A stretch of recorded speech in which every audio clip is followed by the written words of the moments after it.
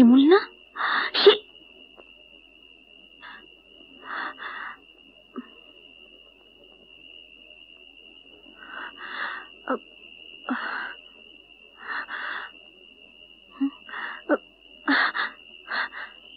শিমুল, এই শিমুল,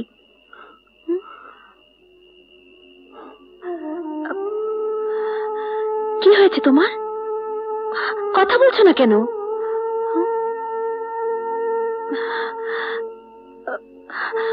কি হয়েছে বলো তো? তোমার মন খারাপ কেন? আরে কি হয়েছে বলো, বলো না। আরে বলো, বাবা দেখে ফেলতে পারে। চলো ওইদিকে যাই, এসো।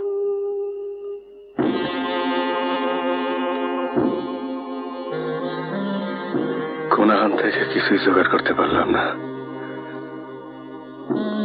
ঘরে ফিরে আমি পলাশকে কি জবাব দেব? সৈয়দ সাহেবের কাছে চাইলেও পাওয়া যাবে না, কারণ ওনার মালগুলা তো এখনো পড়ে রয়েছে, হাতে কোনো টাকা নাই। এখানে 30,000 টাকা আছে, এগুলো কাল ব্যাংকে জমা দিয়ে দেবে, মনে করে দিও কিন্তু। জি আচ্ছা, আমি যাই। আচ্ছা। কিস্তির তারিখে 13-20 দিন বাকি, পরে দিলেও কোনো ক্ষতি হইব না, কিন্তু পলাশ যদি টাকা না পায় তাইলে ওর জীবনটা শেষ হয়ে যাব। তাই সন্তানের মঙ্গলের জন্য এই পাপ আমারে করতেই হইব।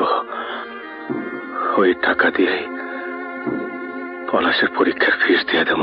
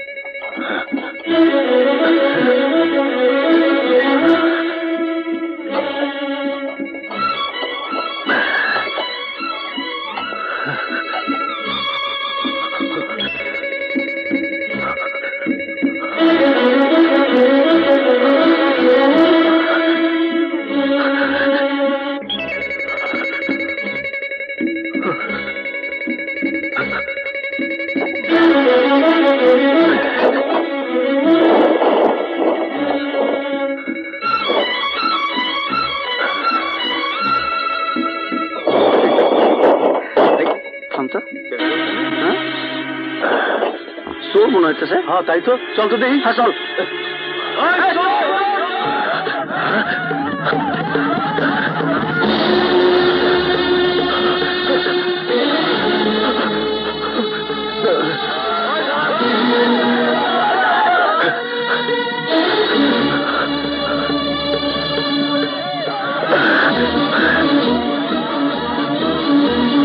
কি বলছো?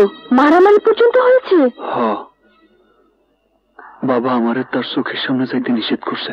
বাদ দাও তো, বাবার আগের মাথায় কি সব বলেছে? পারুল, তুমি বাড়িতে যাও, আমি দেখতেছি। যাও। শিমুল,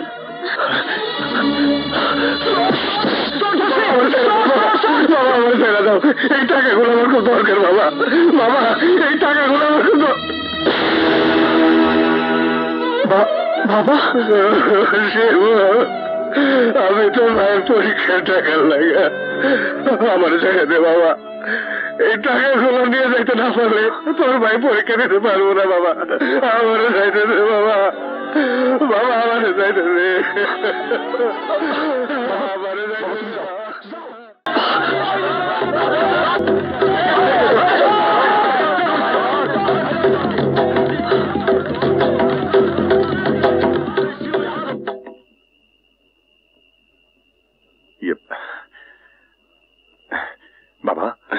আইছো? টাকা আনছো? তোর মা কি ঘুমাইছে? হ্যাঁ বাবা। হ্যাঁ এই নে, কিন্তু এই টাকার কথা তোর মা যেন না জানে। ঠিক আছে, মায়ে জানবো না। বাবা আমি তাইলে ভোরবেলায় তুই ঢাকায় চলে যাস। হ্যাঁ যাও, তুমি ঘুমাও। আচ্ছা যাও। হ্যাঁ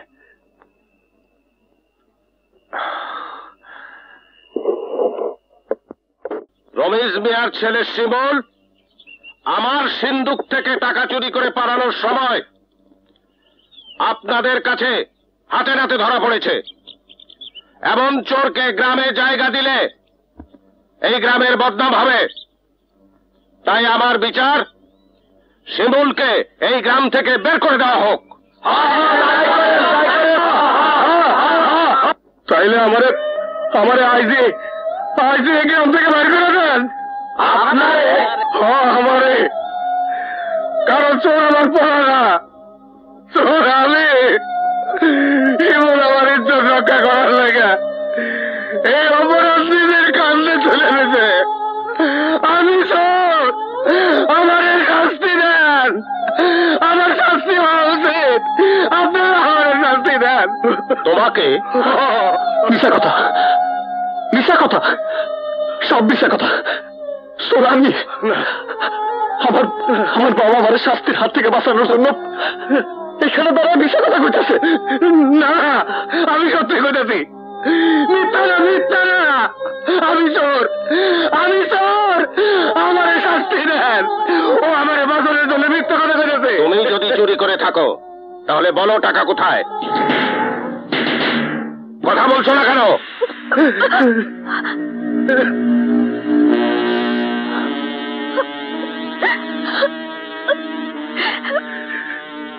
টাকার আশা আমি ছেড়ে দিয়েছি, কিন্তু চোরের শাস্তিতে আমি কোনো প্রকারের ছাড় দেব না। সৈয়দ বাড়িতে কোনদিন পুলিশ ঢোকেনি, আজও ঢুকবে না। তাই থানা পুলিশ এসব আমি করব না। আজ সূর্য ডোবার আগে এই গ্রাম থেকে শিমুলকে আপনারা বের করে দেবেন, এটা আমার আদেশ থাকলো।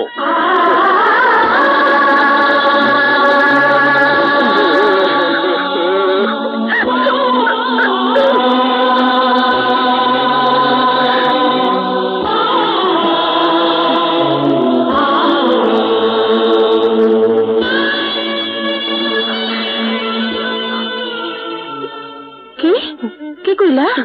শিমুল গ্রাম থেকে বাইর করে দিব? ও আর কোনোদিন গ্রামে যেতে পারবো না। শিমুল গ্রাম থেকে বাইর করে দিব?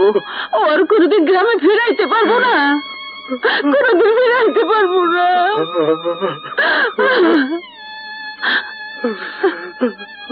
একটা চোরের লেগে আমি কাঁদতেছি কেন?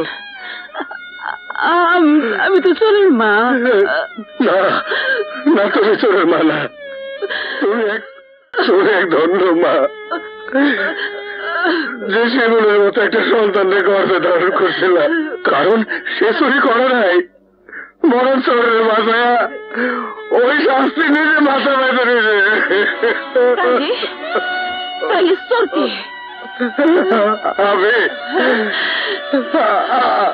আমি চুরি করছি শিমুলের মা।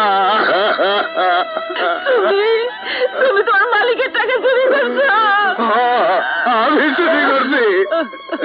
কেন চুরি করছি? আমি কেন চুরি করছি? আমি কইতেছি কেন চুরি করছি।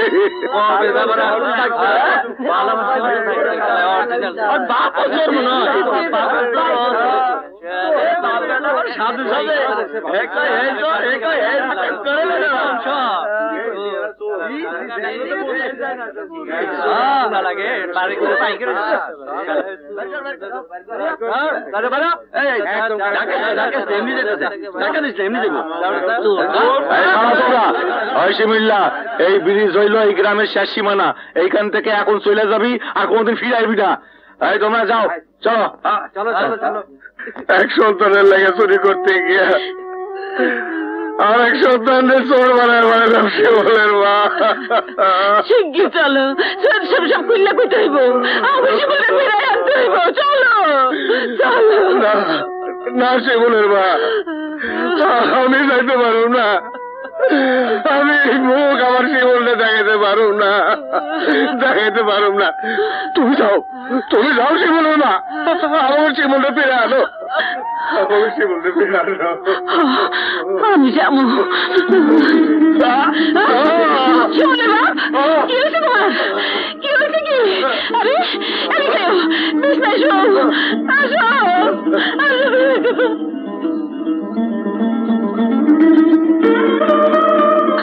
শিমুল,